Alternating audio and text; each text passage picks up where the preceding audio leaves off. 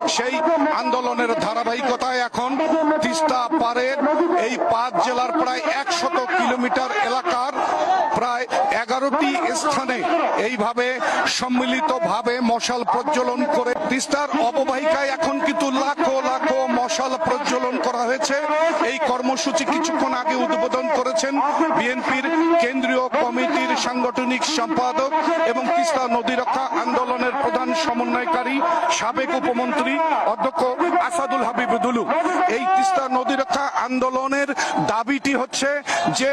নভেম্বরের মধ্যেই তিস্তা মহাপরিকল্পনা কাজ শুরু করতে হবে। রংপুরের যে 5টি জেলা রংপুর, নীলফামারী, লালমনিরহাট, কুড়িগ্রাম এবং গাইবান্ধার যে বিস্তীর্ণ প্রায় 110 কিলোমিটার অঞ্চল প্রতি বছর নদী ভাঙনের শিকার হয়, খরার শিকার হয় এবং এই নদীতে পানি না থাকায় জীব বৈচিত্র্য থেকে আরম্ভ করে মাছ এবং